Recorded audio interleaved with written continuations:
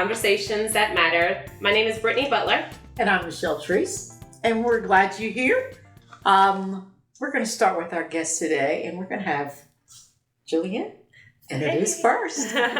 Julianne Hurst, live in Jonesborough and work at Ashley Academy in Johnson City.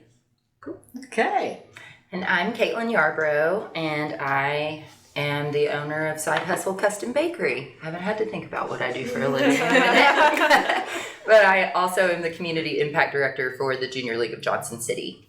And I live in Johnson City now. Sorry, Jonesborough. Something for you to edit.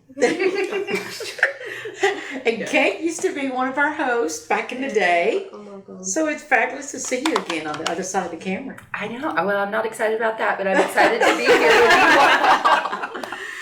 Happy to come back. Yeah.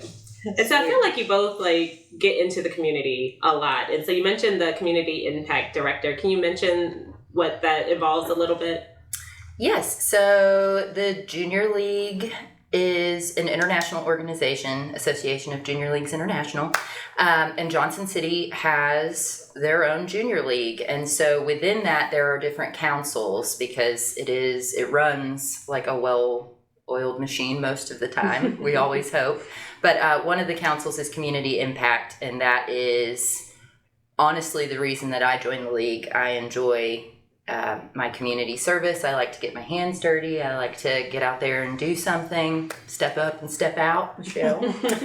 And so this year I am in charge of this council, and so I am responsible for getting our calendar filled with what we call dyads. They're done in a day.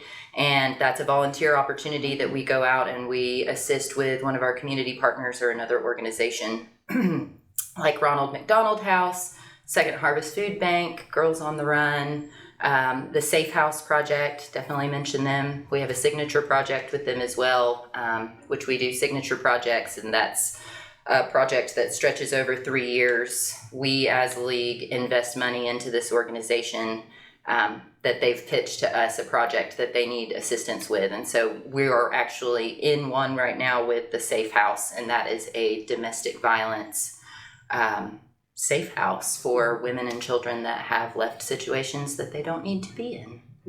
And so we're really excited about that. We're building a playground and outdoor area. I say we're building. We have given them money. There's an Eagle Scout out in Johnson City or in the area that is going to be actually assembling the playground equipment. We're going out beginning of October. We have it done in a day. We're going to go and paint and do some planting and mulching out in the area where the playground will be and the picnic tables and things like that. So that's just touching on some of the things we do. Yeah, and y'all's world colliding this week with the Find the Good. And then can you talk about the caring cabinet? Yeah, so I, with Brittany, run a Girl Scout troop at our school. And so a couple years ago, our girls built the caring cabinet in conjunction with the Junior League. And so right now, we're collecting donations to fill those cabinets. So at our school, they're collecting. The girls have went on our morning news show to talk about it, and just encouraging them to bring the donations to continue filling the cabinet. Where we're at on South Roan, it's a huge need. I mean, we get our cabinets. We have a food pantry cabinet and the caring cabinet, and man, we just can't even keep them stocked just based on, we see so many people just walking and stopping, and I think just the need for it is huge. So I appreciate being able to help the Junior League with that project, and I love that the girls are involved and understanding. We're always talking about why we're doing it and the importance, and it's not necessarily because I think I want to remind them it's not just people that are homeless. Some people just might have a house but still can't get soap or feminine products, and I think it's such a powerful thing for them to see, we're empty again, we need to fill that up because gosh, there's a big need for it. So I appreciate that we're able to do that with the Junior League. Yeah. So it's been a great project the last few years. Yeah, so the Find the Good Day is a Junior League I think it's their second Yeah. year. It's like an official day. Oh, we got a mayoral proclamation, so Johnson City, I can hang that over people's heads and ask them for help to help us. Yeah. But yeah, the league is encouraging members to bring in items, but also we're hosting the mini drives as well. Mm-hmm. Brittany is a sustainer in the league and took a box over there to Ashley Academy with that. It's so wonderful. And so yeah, we have a PayPal link as well. So there's some money. I'll be shopping Good. for items. And I know that I saw literally this week on social media that they were filling a few of the cabinets, but on Thursday is actual Find the Good Day, September 19th. Yeah. And so we'll come swing by your cabinet as well. Awesome. Yeah. Double check. We would love it. I know we're trying to get food too because our food pantry has been diminished for the whole year. So we're just even trying to stock that back up to be able to fill that because we're out. They've been empty. So we kind of piggybacked on the junior league, Find the Good to do both this week. So, That's what it's about. Finding the good in not only yourself, but also in your community. Aw. It's huge. I love that. Yeah, that's nice. Thank you. You're doing the work. That was really interesting because I remember one of the kids mentioning like, oh, you know, someone would just come up and take everything. And they said, well, you know, that's not our job to sort of police it and things like that. You just hope that it's helping the person who needs it. And, you know, it's a need, like you said, it needs to be out there, and especially in that area. And for the help to go directly to Johnson City residents, I think is big. There are a couple of the cabinets around the area with the Girl Scouts try to keep that full. So I had never heard of this. So I know this is coming up on the 19th. There's a chance that this will not be posted by the 19th. So once it is posted, where can folks go, or how can people make a donation? Where would they find this to do? So I know that the Caring Cabinets Network has a website. I believe it's Caring Cabinets Network, and that talks about where the initiative started with the Junior League and the Girl Scouts. I believe they have contact information and definitely a link where you can donate. And I think their slogan is "Be a Blessing." Mm-hmm. So if you want to be a blessing, their website. But also, we chose the Caring Cabinets because when this initiative was kicked off, I think it was approved in 2021, or it was the first one was completed in 2021. That's in the height of the pandemic. A lot of things were really not swept under the rug, but just kind of pushed to the side because there was a massive health crisis ongoing. And so we just wanted to shine a light on that, especially with it being a new event, the Find the Good Day in the second year. Last year, I'm going to talk about this really quickly. The Junior League year starts in August, and so Find the Good Day is September 19th, the second Thursday in September, third Thursday in September. So as community impact director, I've got to have something chosen without really meeting with my council yet because I know who's on my council, but our year hasn't started. And so like in July and August, we're like getting these things together. And so the Caring Cabinets, I didn't know that much about it. I took a break during the 2021-2020. I was an innkeeper here in Jonesborough going through our own little crisis. But to be able to shine a light on it, it's something that should be broadcast year-round. The community partnership that the league has with the Girl Scouts, now that I am aware of how many cabinets there are, where they are in the city, this is an opportunity for the league we always need volunteer opportunities for our members. And so this is something that won't just be a Find the Good Day. At least not while I'm in charge of what I'm in charge of. Snatch my role. Better not. Yeah, and it's like the little libraries where you can, if you find one, you can donate to it directly. Yeah. And there are the others. one on South Roan by Ashley is really easily accessible. Yeah. Okay. There's one at St. John's. And we've had people put stuff in it, Yeah, like that's stop on the road and like fill Just things fill in it it. Our troop has purchased stuff with our troop funds before to fill it up. So we try our best to keep it full, but it's hard. Now, is there anything on the, I'm assuming Ashley Academy has a Facebook presence, social media? Yeah, so we do. could You can follow Ashley Academy.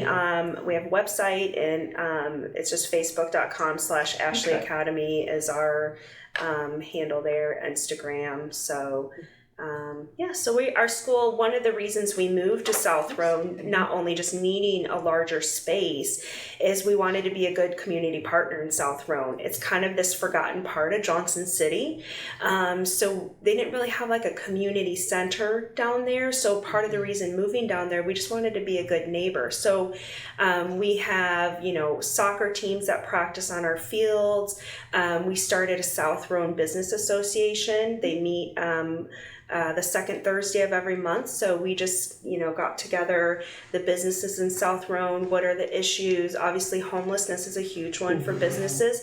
And it's not that they're not caring, but it's just working with the community to make sure, people's businesses are respected. And so we've had a great partnership with the city of Johnson City. They've come to our meetings and we've worked with them. We've been able to get extra lighting down there. So it's just, we wanted to be a good community partner and working with the businesses in the city and just bringing some light. And I think, a lot of things were forgotten down that way. And so I think the city is like, oh yeah, you're here too. Yeah, we are.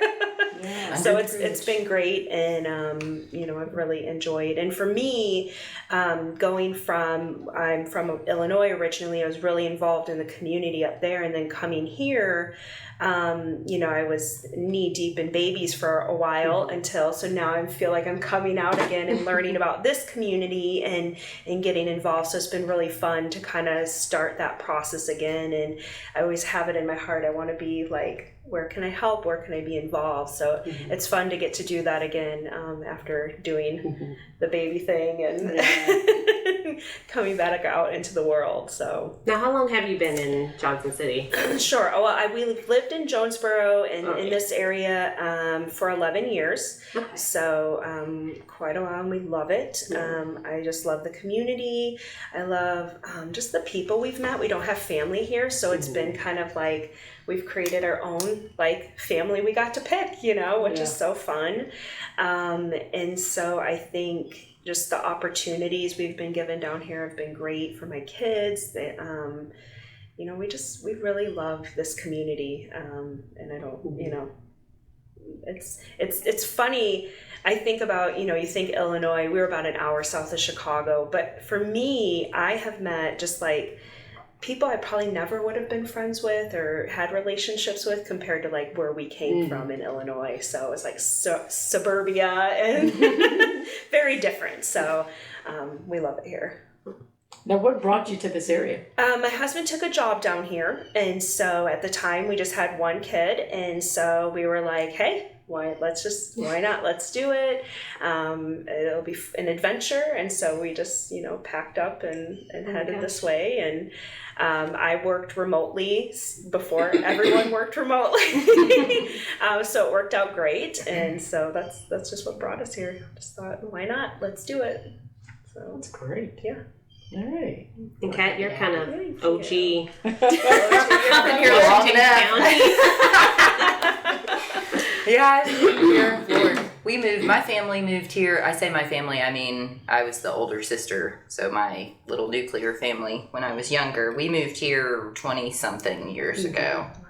I missed the first day of school at Science Hill High School because we were moving. Oh, wow. And they wrote the dates down wrong. So I had it doubly hard my second day of school. But yes, I ended up marrying my husband Blake, and he is born and raised in Washington County. And so I don't think we're going anywhere anytime soon. Was he at Science Hill? He was at Science Hill. He's 2 years older than me. Okay. I knew who he was. He says he knew who I was, but he's lying. I was very straight-laced and quiet and well-behaved back then.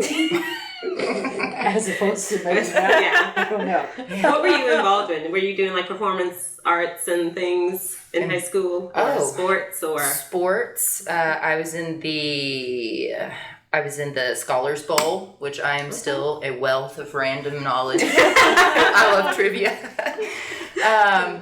Did we have a chemistry club? I feel like I was in a chemistry club or something. I did AP chemistry in high school like a crazy. Look at you. And loved Miss Treese was my Michelle was my biology teacher. But mostly sports. Gotcha. I played competitive soccer. Competitive like non-school affiliated soccer. Okay. So I was year round, either indoor or outdoor, Wow, I didn't know beating that. people down.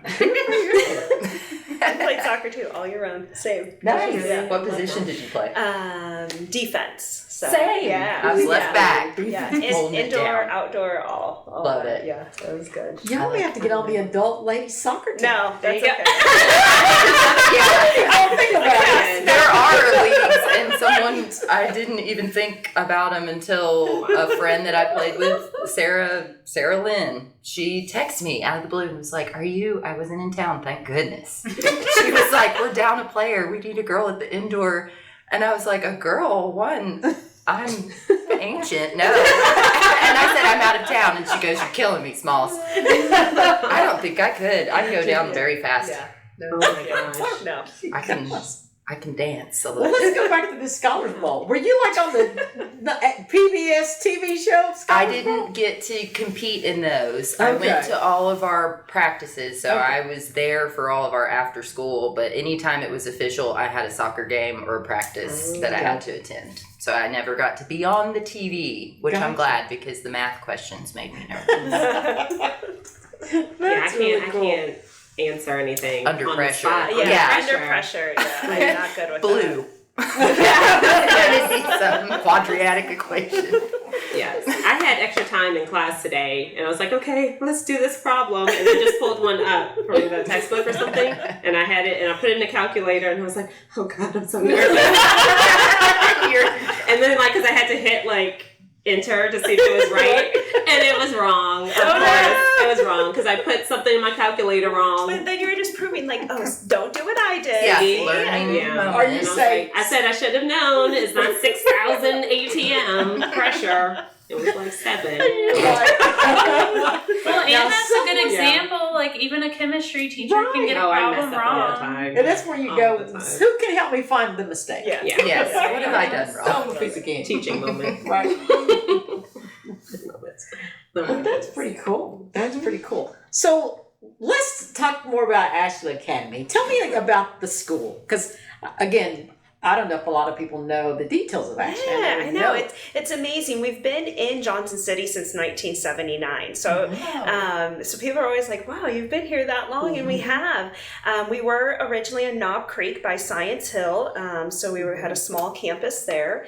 And so we actually we have a 2-year-old program. We actually now go through 9th grade. We'll eventually go through 12th grade.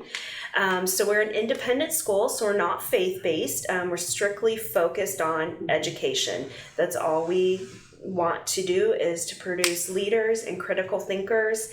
And I think, for me, I was part of this school when we moved here. My son went there. So when we moved to the area, had always went to public school. I went to public school. My son went to public school. And then coming here, and nothing wrong with public school. He was in one, and for him, it was a lot about getting ready for a test, filling him. Well, he can do that all day long and probably not learn anything and still get an A. So for us, I'm like, he needs, something more. And we learned about Ashley Academy, and just, it made him dive into like the why, like asking the why questions and diving in deeper to say, well, why is that the answer, and digging more and more. So we teach that, that from the independent starts. Even in our 2-year-old program, we're teaching them the independent skills as they start going through like kindergarten, 1st grade. They're doing more of that independence and critical thinking. And as they get older, we're throwing in that leadership skills in there. So we just want to create these good citizens that get out there, that maybe they're not going to be a public speaker, but if they see a problem that maybe I can solve that's still being a leader. Don't necessarily have to get up and speak in front of everybody about it. But it's a small school, so we stick with a 1-to-15 ratio in all our classes. Our pre-K program's 1-to-10, and it's just a lot of hands-on learning and just being able to kind of help those that are higher level and, we call it feeding the monster. So if they want to learn more, we're going to let's do it. Let's learn more. And if they need some support, we can support them with the smaller class sizes. So it's just a great environment for learning and just supportive for our students and just having a community. I think that's the plus. And that's how I've met Brittany, is just, gosh, would I have met you any other times if I didn't know you at Ashley Academy? I mean, I think it's so cool, the families that we have at the school, because we're just invested in education and nothing else. Gosh, we've met so many people from different religions and backgrounds, and you're just like, wow, I never probably would have met them in my whole life, just if it wasn't for being at the school and being involved in the school.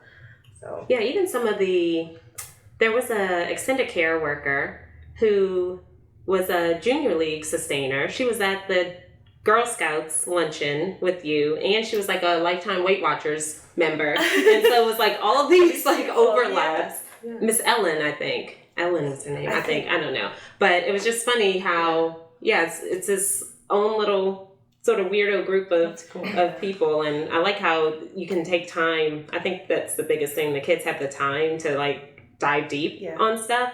Whereas I think in other schools, sometimes it's like, okay, here's our lesson. Yeah. You have this amount of time to learn it. Good luck. It's like moving on. And I think, we call it like going down the rabbit hole. Yeah. That's like our, because you're just keeping and, investigating a lot, And we love, like, when people come to us with ideas, like, we love having our parents involved, like coming and doing chemistry with us. I think that's the plus, is we want our parents to share their gifts with us. Like, you do that? That's so cool. Come on in.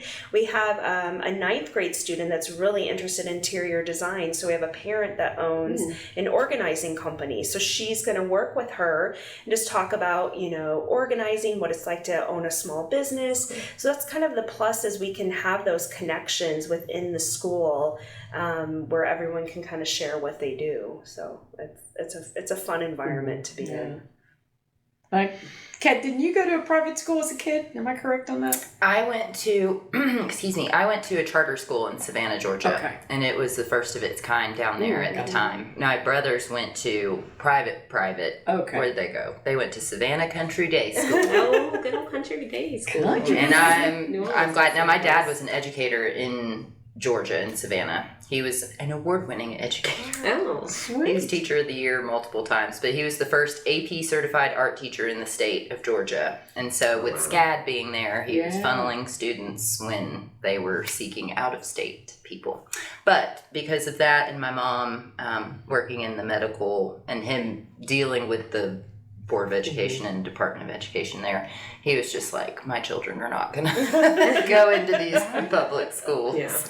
But we definitely benefited from it. I do know when I moved up here and missed that first day of school, my second day of school was a shocker, because it was, I hate to say, mostly a repeat of my 8th grade year down there. So I was bored. I was bored, and I was a know-it-all, so that didn't help me much. Luckily, I played soccer. Thank goodness. I had my group. Oh my gosh! Well, I am a retired public school teacher, and I always like to hear what goes on in private schools, because it's like that school versus this school in my head. It doesn't have to be that way in the world. And we don't want it to be that way either. Right. I think every school has its benefit, and I always went to public school. My husband went to private. I think he went to public high school, but I think there's something for everybody out there, and I think it's better if we're working together for the same goal in the end. I agree. How's diversity at Ashley Academy? I mean, it's okay. I don't know. You answer. As she looks at the black lady. I think for us, diversity is important. Yeah. But I think we know where we live too. So I think there's a lack of it here, obviously. Of course, we want to have more diversity in our school, but I think that's where we struggle because of where we live too. So, I mean, we have scholarships. We, you know, I don't keep anybody out. It's so funny. I mean, we have the same thing with the junior league. We started a diversity and inclusion task force in the junior league, and I was like, oh, I'm gonna be gung ho. I'm gonna look up the demographics of Johnson City, and I'm gonna do the proportionality to the number of members we have, and I figured out, I said we should have 2.5 Black people in the junior league, and then it was me, Joy, and Kat. We're done. That's like diversity achieved. What's interesting though, I feel like our pre-K program is pretty diverse. Our 2 to 5 year old program is pretty diverse. I think as we get older, we see less of that diversity moving up through the higher grades. And I don't know. Interracial relationships are more common accepted. Yeah. And more common younger versus older. So. Well, and that's funny because that's what my pediatrician, my kid's pediatrician says, that the majority of his patients are interracial. Like for diversity, they're interrational. We're taking over. Yes. According to the census, y'all have already taken over. That's right. The global majority. Right. Yeah. It's very interesting. Years ago, one of my college friends taught at Ashley. Okay. And then one day they needed a substitute for the science teacher. And I'm like, I had a degree in biology. I'm like, okay, I'll go. And I think I substituted Ashley for a week. Okay. Nice. Did some science stuff. Goodness. Yeah, so it's kind of funny how I hope that wasn't that. No, it wasn't when my kids were there. Oh, gosh, no. Oh, my goodness. I get excited when I see. Yeah. Hey. Well, I think now, and again, we're just living in a time where that diversity is not respected anymore. Yeah, when did it? I don't know. It's like all the data came out saying how beneficial and great it is, and then I think some people were just like, no. It's like scary. Yeah. I was in the car listening to NPR. Yeah. It's probably the devil to some. But it was just saying how, and the word rhetoric now is like a nice fancy word, but it's how conversations are all about not supporting different. Yeah. You know, and it's just continues and continues. Who's setting the standard? Yeah, well, it's going to get blown out of the water every time. That's the issue. Yeah. And the question is, who is accepting this stupid standard? Yeah. Well, I think it's that lack of facts. Everything is, nobody cares about facts anymore, about anything. I mean, nothing. And I think that's a lot of it, is like they believe whatever they hear, even though it's not factually correct. Who cares about facts? You know, and I think that's a lot of it. It's just people don't get right information. I left a Black History class at Langston, and I had about a 45-minute time break, and then I came here, and hearing that information in the lesson, listening to what was on NPR, you know, it's one of those things where, yes, I'm a retired public school teacher, but I bet in the independent and private schools, you get to teach whatever you want. Not that you don't have to follow standards. Right, but But if you want to highlight African American and LGBTQ and folks in wheelchairs and other different abilities in a classroom, you can. Right. Yeah. And so I don't know if I will always be able to say that about a public school. Not all, but it's slowly, as things continue to change, we're not going to do Black history. You have to. I think it's so important. I think one of the pluses, what we did last year, that our PTO kind of helped spearhead it, is we had speakers every quarter. We had, they celebrated like Hispanic Heritage Month. We had some outside speakers come in. We celebrated Black History Month, because it's important to learn that while, you know, we can all be, there's differences, and let's support and celebrate them. And so I think it was great to have these different speakers come in and just share about their history and background. And it was so great. I mean, I went away from it as an adult, like, oh my God, like I learned something. I mean, it was amazing just to be able to, again, it comes back to learning and facts and getting the information. And I think that's what's missing a lot of the time. Right. I agree. Now, did you have any kind of cultural shock coming from Illinois when you first moved here? Did you see, what were the big north sort of south differences you noticed? Not the Chicago pizza being absent. That doesn't. Yeah, well, it's funny. I will laugh. My brother-in-law came to visit when we moved down here, and he said, "Don't you guys have black people down here?" Yeah. I said, yeah. And had to. he just was shocked. He was like, Yeah. I said, there is. I don't know where they are. Want to know something funny? That is the first thing my dad said to the realtor when we got out of the moving truck that first day of school that I missed. That's going to be my theme of the show. He was like, "Where are all the black people?" And she was like, We were over, where was the street? Osceola Street. That's where we moved, right over by UTSU, which it looks completely different, not the street itself, but that area is ETSU. It's nice to see how it's grown up. The first day I moved here, well, I already knew I was moving to a place that was more diverse than where I was living because I moved from Boone, North Carolina. But I opened up my balcony onto Main Street and the Emoja Parade was going by. And I was like, yes! I live somewhere with diversity because that's how I grew up. That's how I grew up, like in a very different world than here in Boone. So I was like, oh, I'm good. So I wish everybody could open up their balconies to the Emoja Girl, Parade. I left the diversity and came up here. That's so funny. Yeah, Savannah was more diverse, Yeah. but still is the deep south. Doesn't matter. It was I love cotton Savannah. Mecca back yonder in days of old. I don't know. Edit that, Sky. Regret having you.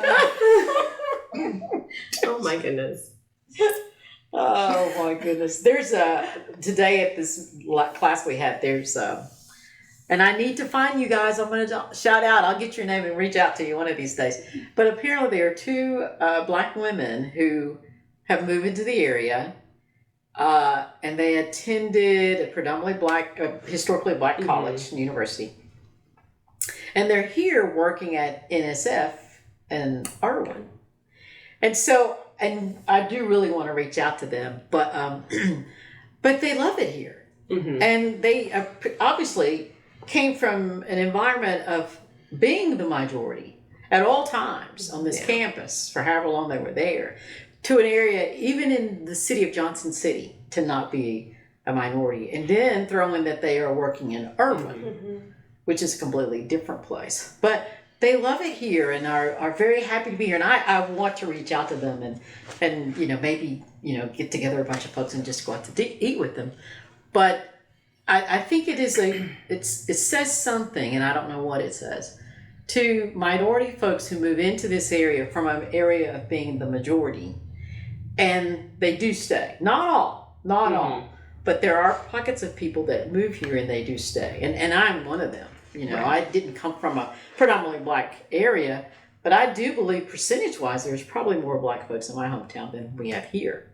Now this is a bigger area, but there's that says something, and I don't know what it says, but it could be the slower pace. If you we were talking, if you've gone to a historically black college, and you came from like a public school system that may have said you can't, you're not going to be able to, you will never be successful, and you move into this place, HBCU, and you get all of that support, and you get that everything you need to be successful.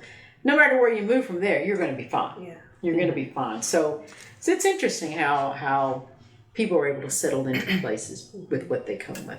I think that's very true. So I don't want to say regrets because they're not regrets, but I do wish that I'd done things differently or that there were opportunities. I didn't know what an HBCU was in high school And let me tell you, I would have loved to have gone to one. I didn't. And when I ended up going to University of Tennessee, Chattanooga, UTC.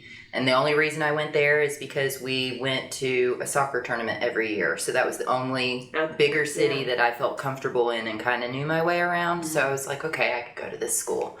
But that first meet and greet day or whatever, where they have us all in the auditorium and they're like giving out the area codes and people are going crazy, and they did Memphis. And it Black was people thunderous. I mean, the most black people I've seen since I've been in Tennessee. Right. And I was just like, oh my gosh, I didn't even realize that Memphis was what Memphis was. And Beale Street, and no, the dots weren't connected. Like, I've read about all these historical qualities of places. But, yeah, you know. Now, your dad, being an educator, I know he knew about HBCUs. I'd say he probably did. But never really said, I think you need to take a look at one. Correct. And my dad was also adamant on me, you're going to have black friends. He was like, and I was like, all right, Antela McKinney, T.T. McKee, that's what I call she, and a handful of other folks that I was just like, okay, you guys are cool. And my dad said I have to be. We became good friends, but I'm glad that he did that because it put me in touch with the black community, the small black community that was here. And so I still, you know, since I've stayed, now I'm part of that community as well. And so it does make a difference to know what's out there. But I don't know, my dad is a different character. Well, I'm telling you, my mom. In Morristown, my mom went to segregated black schools. Okay? When she finished her elementary school, junior high, high school, all black schools, she attended Morristown College, which was a historically black college in Morristown. She graduated from there and went to Tennessee State, historically black college in Nashville, and did not graduate from there. I think I had something to do with that. But when she had me and it's time for me to go to college, my mom never once said, have you thought about a historically black college? Never. And I applied at this place, that place, ETSU. Got my acceptance at ETSU, and that's where I went. But I'm like, what is so different? And I mean, maybe your dad and my mom may have come from that same group of, we did that whole segregated thing, and my child's not going to be segregated again. That's what I was going to ask. Do you think that's maybe why that was my feeling. My That's mom what it is, specifically said I could not go to an HBCU because that's not preparing me for the real world. And so I've been in predominantly white institutions the whole time. And she said, you'll get too comfortable and not know. But then when you go to work and do all this stuff and you're the only black person, then what are you going to do? And so, and it's interesting because in graduate school, I had a group member who was from NC State Aggie, I guess. Oh, North Carolina A&T. Yes. And he had some issues with it being at a predominantly white institution coming from an HBCU. And we butt heads a little bit about... Probably because he felt that you were oppressed mentally. Because I didn't have these are very real issues conversations. So, and she told me I would get beat up. Stop this conversation because I want to have it, but I know you have to leave in like 4 minutes. So I wanted to see if we could end talking about like community engagement. Sorry, I just know that you had to go. Yes. So sorry to interrupt that conversation. No, be respectful of her time. I meant that. So what's coming up? What's coming up with you two? Community things that you're like, I gotta go to this. Yeah, so I am in the current chamber leadership class. So I have just started this year. So I have my first class this Thursday. We're doing agricultural day. So I'm super excited just to learn about what our area has to offer in businesses and getting to know what is here. Just again, even though I've lived here 11 years, I don't really know, a lot about what happens, what the area offers. offers, what businesses are here. I'm super excited just to be involved in that and get to go to some farms on Thursday. So I'm really pumped about that. I just, between Girl Scouts and Ashley Academy, so just really getting my feet into the community. When I was up in Illinois, I was on like the board of Habitat for Humanity up there, just really involved in the community, worked in real estate, so just knew a lot of people. One of the things I love is connecting people, like kind of problem solving and connecting, like if there's an issue, let me to reach out to my contact. And so I love being able to do that. Right. I don't have that here yet. So I'm excited to like start gaining those connections and being able to do that, because I love to like do that. I love like putting the pieces together to kind of problem solve things. So I'm really excited. Well, about now it. you're connected to the McKinney Center. That's awesome. excited. Super excited. You got your cooking hookup here. I know. too. I'm excited. Sounds like you need to join the junior league. Yeah, to I me. tried. I I know I mentioned it. I will. know Just I've give mentioned me one step at a time. Yeah. I will be there. Okay, now Kate, I know you got some stuff happening. Oh, I've always got something going on. That's lovely. Yes, no. Most recently, we talked about Find the Good Day. I don't know when this will air, but there is always something going on, especially with the Junior League. Every second Thursday of the month, we make dinner for the Ronald McDonald guests that are staying at the house. And that costs money. And so that is the email I had this morning was, you better find some sponsors, girl. And I was like, all right, I will. So if you would like to help fund dinner at Ronald McDonald, it's normally $25. But if you ever, we have a commercial kitchen at school. So if you ever want to use it, and like, we could have our students help. We're always trying to get them involved in community service. So I have an would be activity. Great. I have a Bring it fall on. event Yeah. at the Ronald McDonald Okay. House, and it's going to be a yard service, like yard cleanup, and we're doing breakfast for them. Let me know. Yeah, would I love. will. I mean, that's one of the things, especially with our middle school students, is getting them involved in the community. But if like you need to cook the meals and stuff, I mean, we can hook you up there. That's nice to know. And then you just have to make lunch for 175 students. While you're there. While you're there. We don't even make lunch for them all. I hate making lunches. Not making lunches. I hate making lunches. Now, aren't you going to be dancing soon? Dancing. Are you in the Dancing with the Stars? I did Dancing with the Tri-City Stars I didn't realize years ago. Back I'm before coming up these again. knees went down the stairs. But I'm still very remotely involved, and I did get an email. There's something I have to go to the Jeremiah House. I was going to ask, that's the fundraiser for Jeremiah House. Yes, they, much like the Junior League, they kind of choose an organization to work with, and I think it's been the Jeremiah House or the Isaiah House for a while. It was Stepping Stone for a moment, but that'll be happening sometime next year. They just had that event, and it was, of course, wonderful as usual. And a nice little segue is that the Jeremiah House is now in the Jeremiah School. Jeremiah School. Yes. Is in the former Correct. Ashley Academy. Yes, it was. building. We were so happy that Yeah. they were the ones that we wanted a school or something to be there. So Yeah. Well, what a and cool now they fit. have They have the cafe.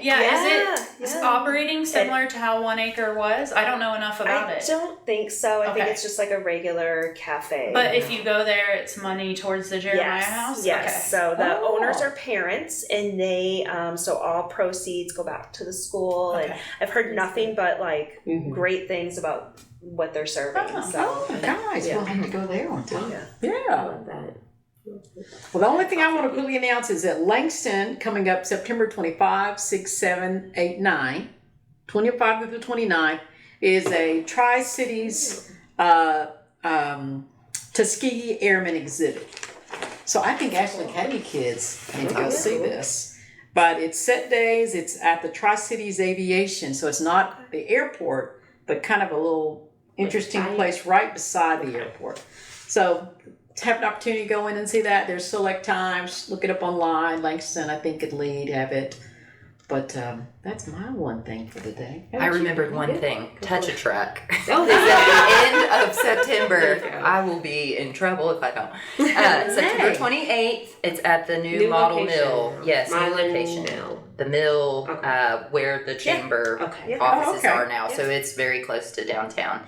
But we're very excited about it. Lots of tickets are on sale, lots of trucks. There will be a sensory hour. The last, I think it's 2 to 3. Fabulous. So no lights and loud noises if you need that. That's fabulous. Yeah. So Yeah. try to accommodate. Busy September. Right. Yeah. How about McKinney Center? What we got? You can come see the Living Here exhibit that's up until September That is 25th. amazing. Amazing. It's got 35 individuals featured from Jonesborough. It's a very diverse group of people, so I encourage you to come see that.